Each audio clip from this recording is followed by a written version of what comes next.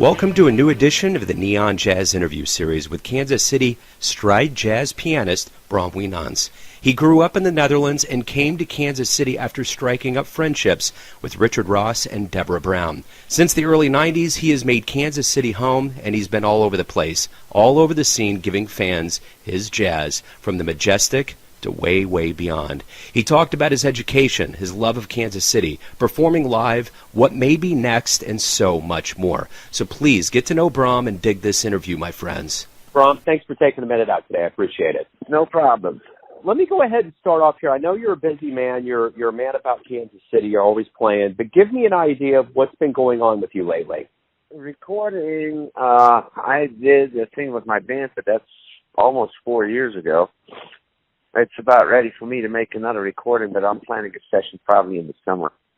I want to do that with my daughter, Lucille, who's going to the conservatory in Purchase, New York, SUNY Purchase, State University of New York.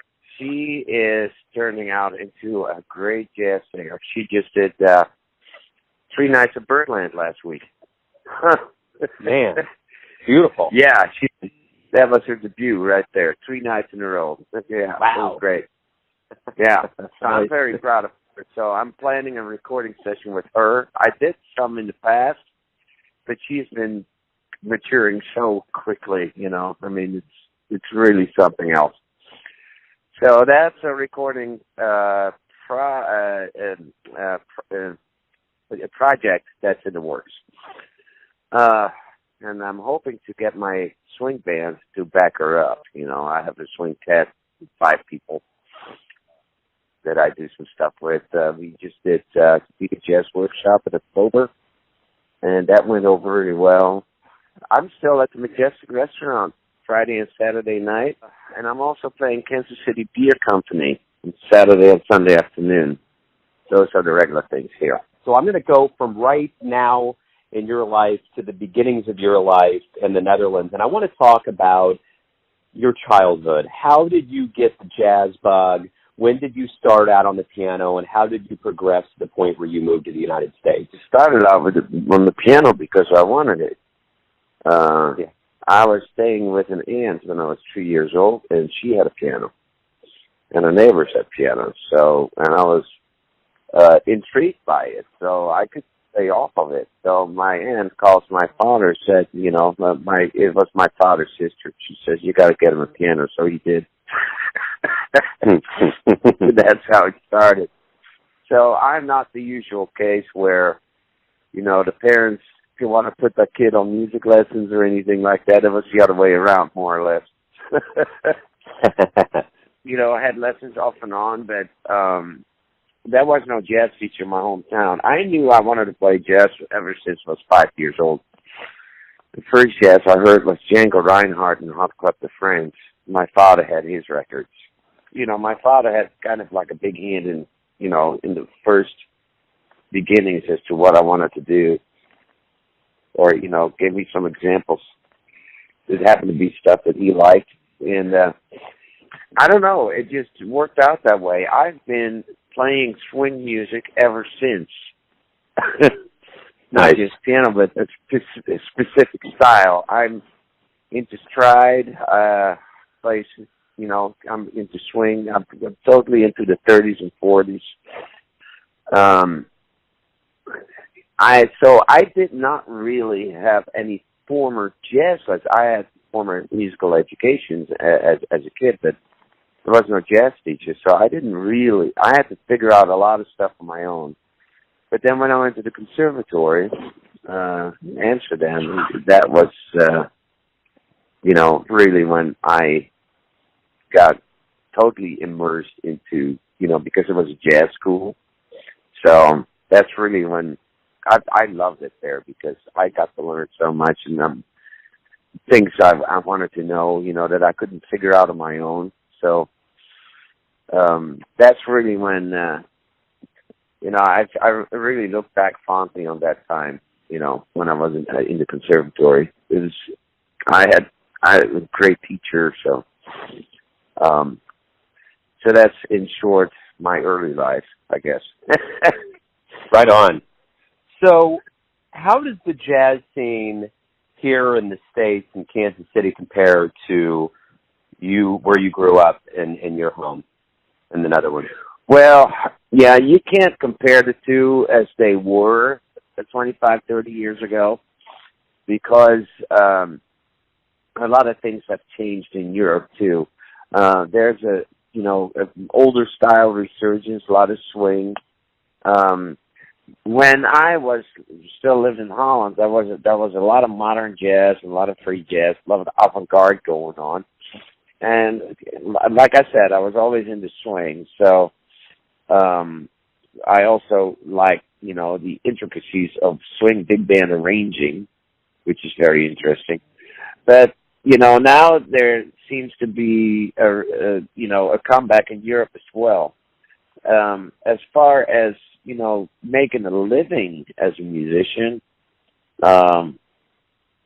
it's different. In Europe, you always have, and it's still that way, you always have to be on the horn, keeping yourself working. If you have a regular gig, that means you have 3 nights in a row. And if you have a regular gig here, like for instance, I've been at the Majestic for 24 plus years now. So it works different here. A lot of gigs, if you land one, is like a regular occurrence. Even the shorter ones, they can run for several months. You don't see that in Europe anywhere. What was it like when you came to America for the first time? Was it Kansas City that you came to, and what kind of culture shock was it? I don't know if it was a culture shock necessarily, because we weren't here that long. It was different, but it was a lot of fun. When you're young, it's like you explore a lot of stuff anyway. And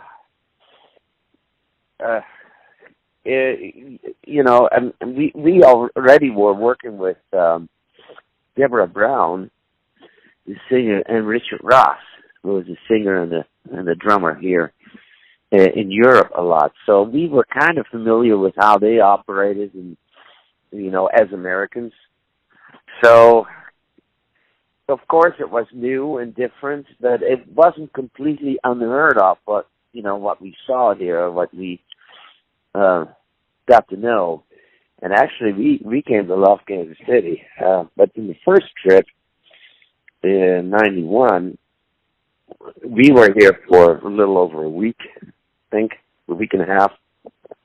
So it wasn't that long. It wasn't that I really got to know Kansas City until the year after. And then we made a lot of friends.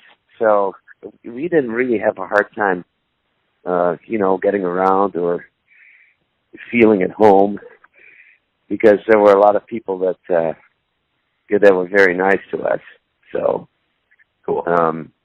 And Kansas City, as far as that's concerned, the people are more casual here. They kind of have their feet on the ground a little bit. They're not so uppity or whatever, like you see in other.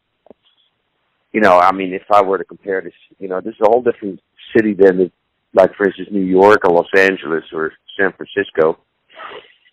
And Kansas City is kind of like my hometown, really, the way that people, conduct themselves, how they act. So it's very comfortable. Right on. It is, for sure. It just turned out that way. Yeah. So what brought you to the stride piano ultimately? Oh, that's an easy answer. I saw Stormy Weather on the BBC when I was 8 years old, and I saw Fatswalla play Ain't Misbehavin', and I knew that's what I wanted to do. That was it. I saw that movie scene. That was it. No question about it. That was easy. That was an easy decision. Beautiful. So it sounded so rich, and it was so much fun. So I gotta be able to do that. Yeah. So were there any other influences that influenced your stride piano and just your introduction to jazz? Well, of course, Errol Garner, Art Tatum, all the classics, classic, Betty Wilson, Mel Powell. I love all those guys. They sound great. They also have great harmonics, their use of passing chords and all that. It's really interesting. It's interesting. It's intelligent. It's fun, but it is intelligent. And so it's not like I'm listening to dumb shit. You know, some people in Holland, especially when a lot of the avant-garde was going on in the 80s and, you know, early 90s, you know, they didn't understand that. They perceived that as commercial jazz. And it's like, I don't think so. You know, you can't call Art Tatum commercial. He was an artist. And, you know, when you listen to the intelligence behind it, I mean, it's like impossible to call it commercial. I mean, they were popular songs that they were playing from the Great American Songbook, but I wouldn't say it was pop music. You know, some of it was. I mean, because jazz in 1940 was 95% of the record sales, but it was still intelligent, artistic music. And that was the only time when popular music and intelligence, you know, went hand in hand. I haven't seen it since. But I like it. It's fun to play. It's interesting to play. It's difficult to play, but it also hones your skills as a pianist anyway, you know, in so many different ways, technically speaking, that, and also, you know, intellectually speaking, you know, it's from a music theory standpoint. To me, it's the ultimate, you know, I mean, other than classical piano, you know, stride piano teaches you the most about harmony, about timing, about theory, you know, and even melodically, you know, composition. It's all there. It's very universal. But, you know, also when you analyze some of the old stride players, you realize that some of them think orchestral instead of just as a pianist. They don't think as a pianist. They think orchestra when they're playing it, and that's why it's so rich. Interesting. I find it interesting. Yeah, I do too. In fact, let me ask you this: you could have picked any city to come to in America. Technically, why did you pick Kansas City? Well, it was kind of convenient because Deborah Brown and Richard Ross are both from here, and so we naturally, you know, they steered us onto some contacts here. So naturally, that became the first city that we ever went to. I mean, if they would have been from New York, I guess we would have, you know, gone to New York. But, you know, I'm kind of glad it turned out to be Kansas City because it's a lot easier to live here. It's New York. If I look at the cost of living in New York, even back then, it's like, that's insane. But, no, it was basically because Deborah Brown and Richard Ross were from here. So they steered us onto some contacts, naturally, in Kansas City. You know, they said, hey, yeah, you come talk to such and such. So, you know, first time we came out here, we had a week scheduled with Richard Ross at the City Light Jazz Club, which just 6 months prior to where we came, moved to the Plaza. It was still called City Light Jazz Club at the time. I got a picture of it somewhere, but it's now the Plaza 3. But it was that same, you know, building downstairs. And we broke the fire code every night. It was so much fun. Seriously, we broke the fire code every night. We were there, I think, 8 nights in a row, and what was the name of the manager there? He was a very nice man. So he was a contact that we got steered onto. So he said, yeah, come on over here. So we made a trip of it. We visited a friend of mine in New York that I met in Amsterdam, a pianist that made Art Tatum transcriptions, so I had to go check him out, you know. And so we had like 3 days of stride sessions out there in his parents' apartment in Gramercy Park, which is a great experience.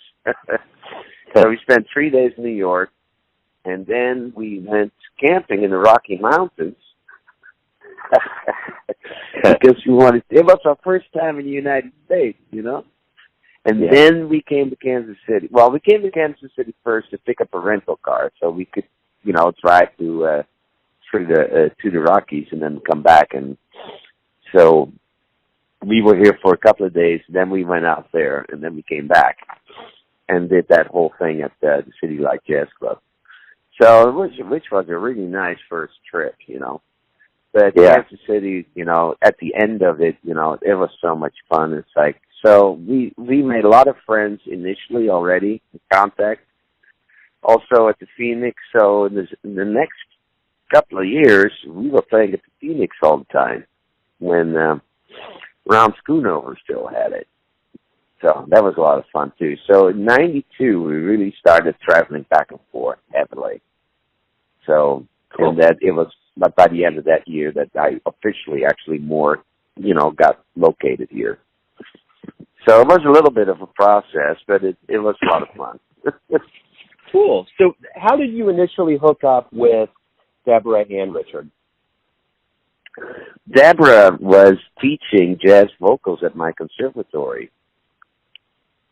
It all started then when I was still a student. Interesting. So I knew her very well, and I also was, as a piano student, asked a lot to, sit in their lessons and then just accompany her vocal students. So they needed somebody for a piano accompaniment. So, and then I did that, and several other students, and whoever was available. I mean, we actually got paid a little money for that, to do that, because sometimes we'd sit between your classes, and it could be for hours. Accompanying one student after another. So it's not that I just got to know her really well. I also performed with her, but I also got to know her really well as a person, and also how she teaches vocals. It's some interesting techniques that she's talked about. So it was very interesting to sit in those lessons. But so I've known her since, oh gosh, I mean, I really got to know her in '87, I think. I went to school there in '86.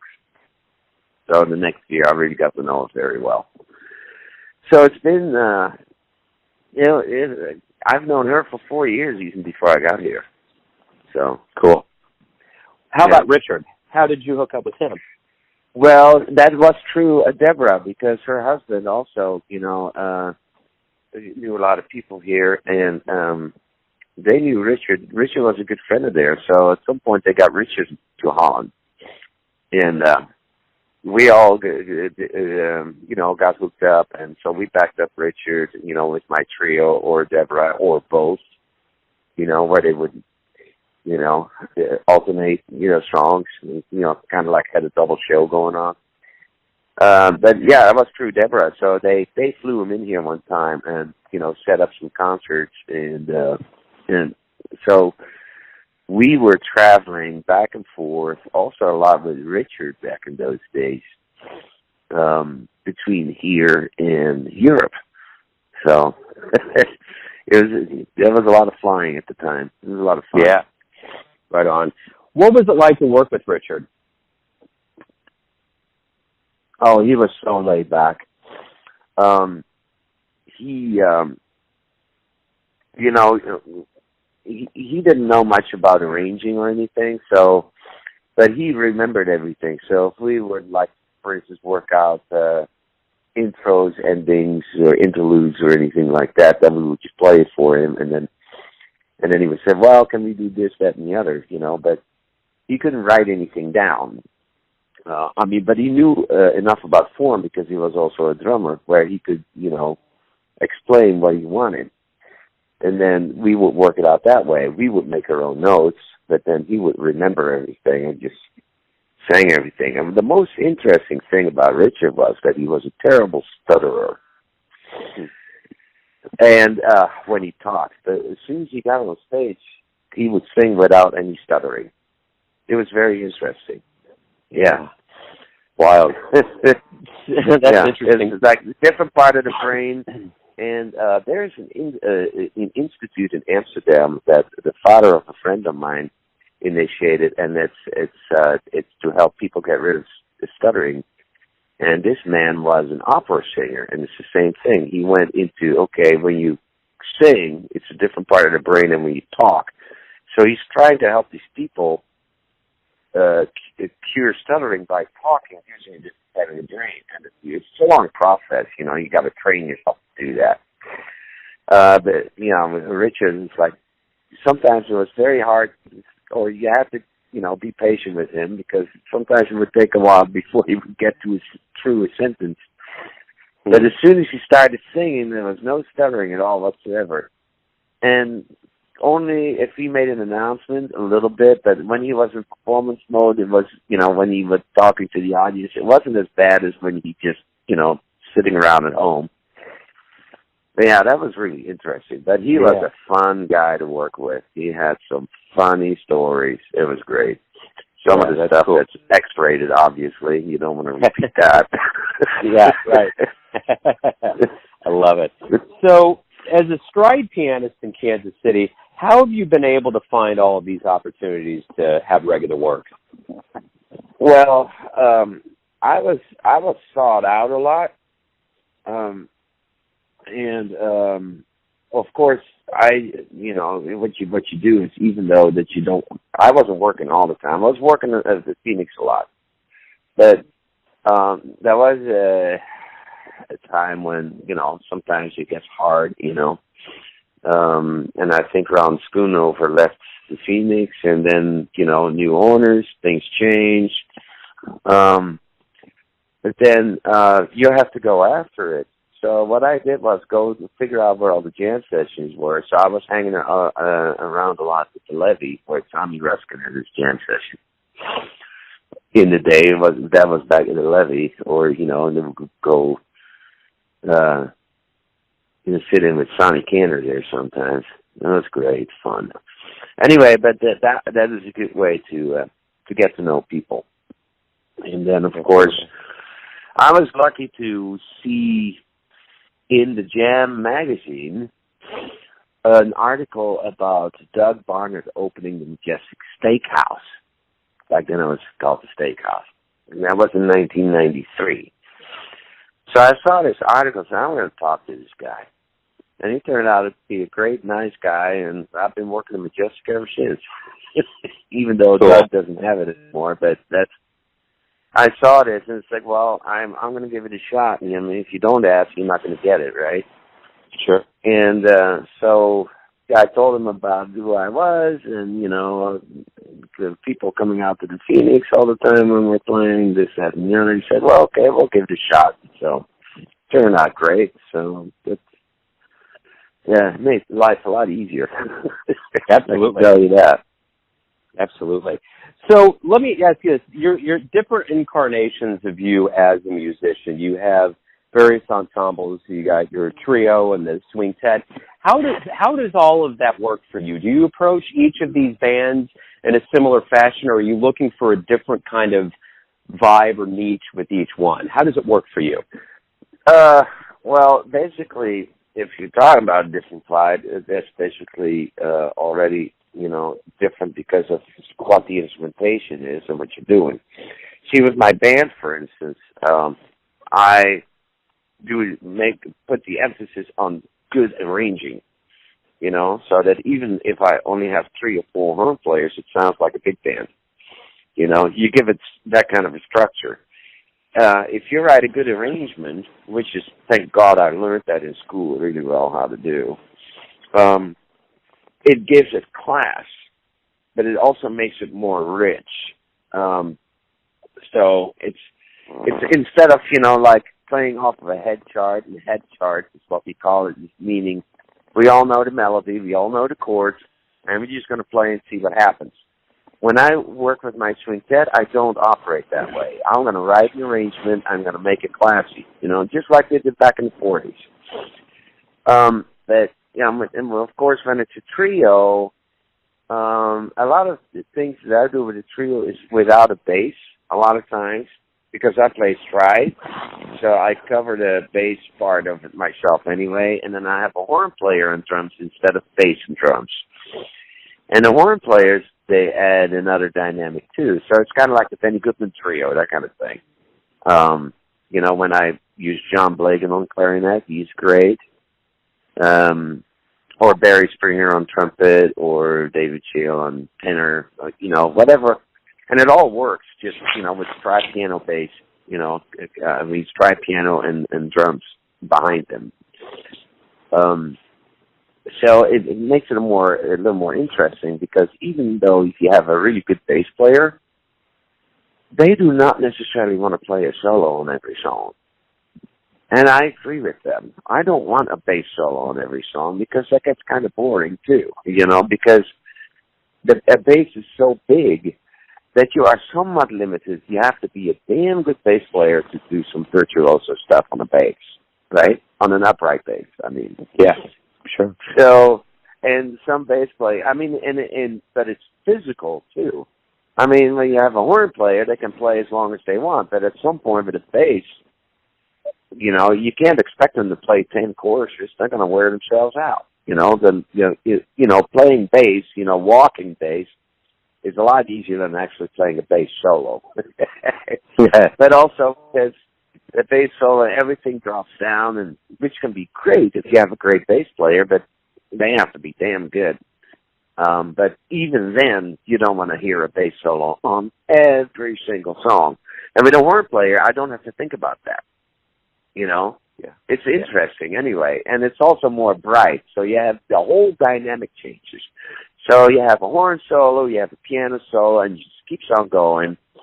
And then there's a drum solo, and we can pick our dynamics instead of having to drop it down for one solo. Like in the bass, you have to play comp real soft behind them, which is cool, but you're stuck with that kind of dynamic. With a horn player, you can, if the horn player decides to play soft, you go soft, but if they go up, then you go up with them, You have that option, which actually, you have more dynamic options with a horn player. I mean, that's how I feel about it. So it just turns out really well where, I just play a lot with horn players most of the time. Sometimes I get Rod Fleeman in there on guitar, if he is available, which is a lot of fun too, which is a whole different thing again. But, I like the variety, I have like 3 or 4 different horn players that I use, and even sometimes Rod when you can make it, and sometimes I do get a bass player. But it's primarily horns. It frees me up in the left hand too, playing all the passing chords and stuff, because a bass player is not going to know what I'm going to do. Yeah. Yeah. Sure, absolutely. So I throw in a shitload more, harmonics than, what you normally would do, because I can. Yeah. Passing chords are not going to be in the way of the original chords. It's just added to it, but you can keep on playing. The soloist can keep on playing according to the original chord progressions. I'm just adding in some passing chords in between, which, makes it a little more interesting. And I have that freedom, so it's a lot of fun to do it that way. So let me ask you this. What is the sound you're going for? When you approach the piano, get on stage in front of a crowd, your different ensembles, and just playing, what's your sound you're going for?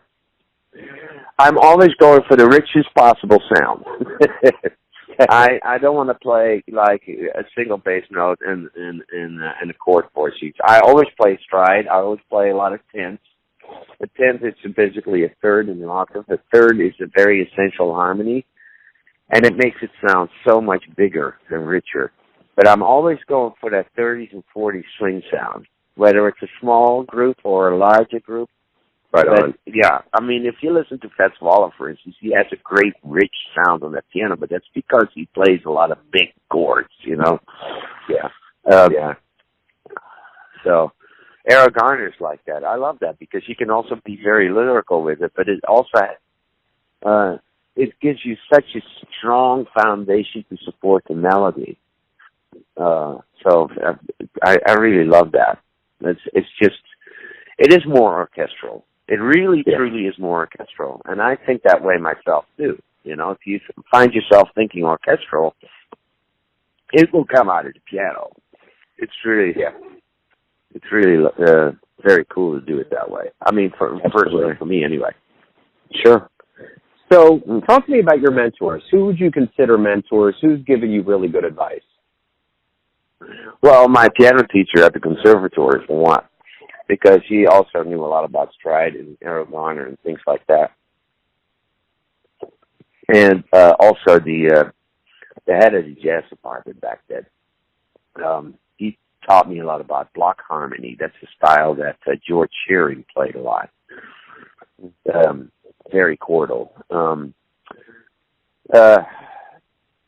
Deborah Brown was a great mentor, as far as, just looking at it from an artistic perspective and deciding what you want to go for and then sticking to it. Bobby Watson has been a good mentor. I've taught at UMKC for 15 years, and so I've worked with Bobby quite a bit on different projects too. So, it comes from everywhere, really. Bob Kindred in New York, who was a great tenor sax player, he was a very good mentor, and he also, gravitated towards that 40s and 50s big Ben Webster, Coleman Hawkins kind of sound. So, stylistically, we matched up very well together.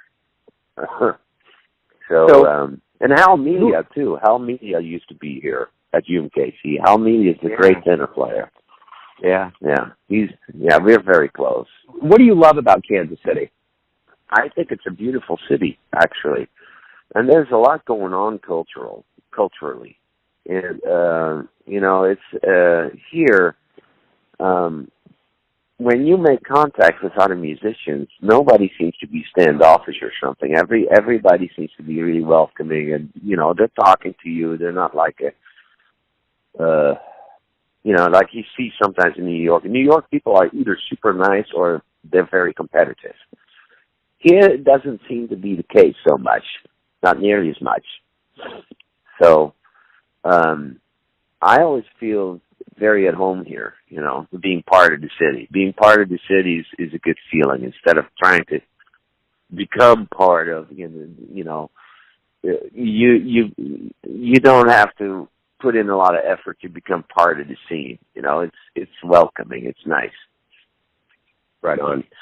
Speaking of welcoming and nice in Kansas City, back in the late 90s, Mayor Cleaver deemed a day after you had a Carnegie Hall show. Talk to me about that. How did that feel? Well, I was rather surprised when I got that proclamation, but I felt very honored that that he recognized that as a significant thing, not just for me, but for the city, since I chose to live here. And so I thought that was a really nice gesture. I still look on that very fondly when that happened. So yeah, I didn't see that one coming at all. What day is it again? April 6th. That's what I thought. April 6th, 1998. Beautiful. So up to this point in your life, you've had a lot of things happen. How do you feel about your career? Well, I'm not rich by any means, but it's not about that. I'm making a decent living doing what I do, and it's the recognition that you receive from different sources that is more important than anything else. Because when I did Carnegie Hall, for instance, or I've done Jazz at Lincoln Center with Bobby Watson also, and that was back in 2005. Those are great, high-profile things you can stick under your belt. But it doesn't keep you working necessarily, It will help propel your career a little bit, but you still have to work. But I like to, be able to work, and because I want to play. I like to play. So I have done lots of festivals back in the day with the New Red Onion Jazz Babies, which was a local Dixieland band here. I have been going to Pennsylvania twice a year since 2009. Where I am an artist in residence with the Endless Mountain Music Festival. it sounds like a mountain music festival, but it's not. It's a region in Pennsylvania called the Endless Mountains. But I do some jazz stuff there, and there's a lot of musicians. There's a lot of orchestral stuff going on, classical chamber music. I have to go there next month they have their annual jazz weekend fundraiser, little festival weekend going on to help bring in funds for the summer festival, which usually puts me out of town for about 3 weeks. And that has become like a regular thing, which is very nice to do. And from there you meet other people too. So I have done some other things in different universities, like master classes. So, things keep happening. So, which is a lot of fun. And of course, I go to Europe at least once a year. Where I do a little concert tour in Holland. I have a friend there that helps me book a bunch of concerts there, so it's a nice, affordable way for me to also, go see my family. I've been to Germany in the past lots of times, but I still go to Germany every once in a while, and it looks like I have to go again the end of August. So, things are happening. There's plenty of variety to keep it fun. Absolutely. So, speaking of Kansas City and the lore that this town has had, if you could go back in time and go down to 18 and Vine and see a musician live, who would you want to see? Oh, gosh. I want to see everybody. I like that answer. I want to see everybody. No, I mean, if I had a time machine, I would want to go back in time, and I would love to go peek in, but I would go for the 30s. Yeah, I'll go for the 30s when you still had Benny Moten and Count Basie was coming up, and some of the other, musicians back then, Jay McShane, but when they had their bands, that is really the kind of thing I'd love to see, if I could go back and see that. Yeah. So, why do you love jazz? It's fun to play, but it still keeps your brain working. It's interesting. Yeah. It's intelligent. It's a real viable art form. I don't have the same feeling with country and western, for instance, or pop music, especially these days. I mean, I like some of the pop stuff or the older, stuff like Motown or, but I chose jazz because, and especially the style that I do, it makes me happy. I dig it. It's fun to play, but it's also beautiful. I mean, for instance, if you talk in the arrangements and stuff like that, it can be really beautiful. But it's interesting, I mean, I could play in a blues band anytime, but then if I were to play blues, I would play barrel house piano blues, and I like that too. But especially with the stride and the arranging, the orchestral stuff, I just really find it very interesting. And it takes a good long time to learn that correctly. It's not a very simple kind of thing to do. If you know how to do it, it's not difficult, but you actually find yourself being able to do difficult things, but using it as a tool to express something, that's really what I find very interesting about it. You can really make it interesting. People can still recognize songs, but you can still do something, in a way where, okay, this is how I would do it, and, people find that very interesting too, even though the audience may not know what the hell we're talking about, they can still appreciate it because they hear a certain difference between this, that, and the other, even though they can't tell what it is. I dig it. What does your future look like? What do you see happening, say, here in the next 5-10 years down the line for you?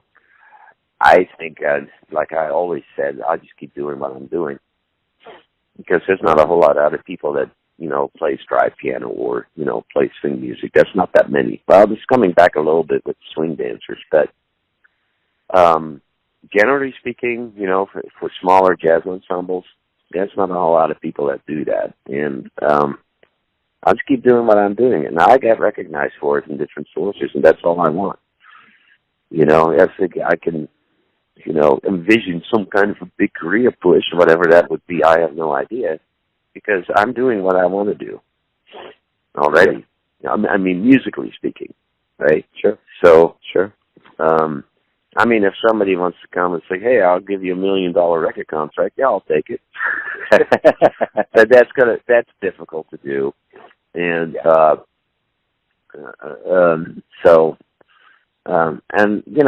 I have been in touch with people about that. It's very difficult to do, and you can hardly sell anything anymore unless it's online for 99 cents a song. So that's a whole different market that I haven't really learned very well, but that's okay. Musically I do exactly what I want to do, and if I had some money on my own, I would start a big band, pay the guys. I like it. That's cool. Yeah. So everyone has a version of who you are, your family, your friends, your fans. But at the end of the day, who is Bram? Tell me who you think you are. Gosh, what a question. Wow. I don't know. I mean, it's primarily the musician, I guess.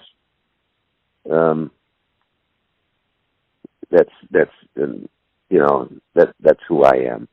I mean, I tune a lot of pianos too, but I perceive that kind of like the same way as the way I perceive music. I try to do it as well as I can and as honest as I can.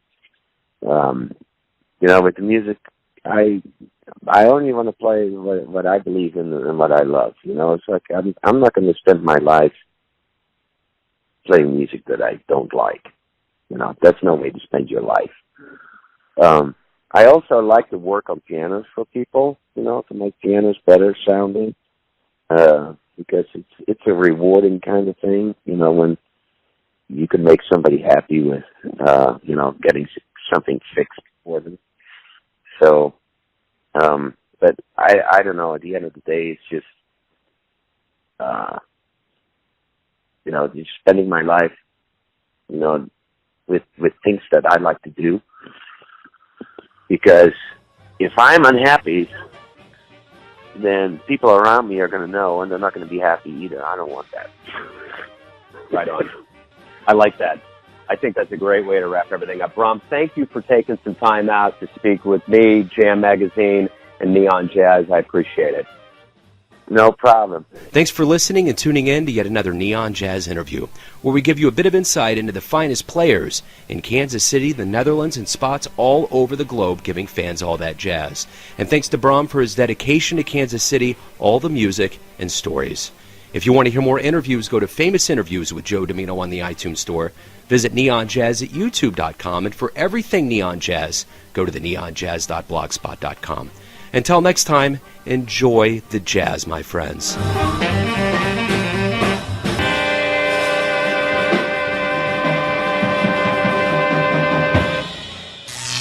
Neon Jazz.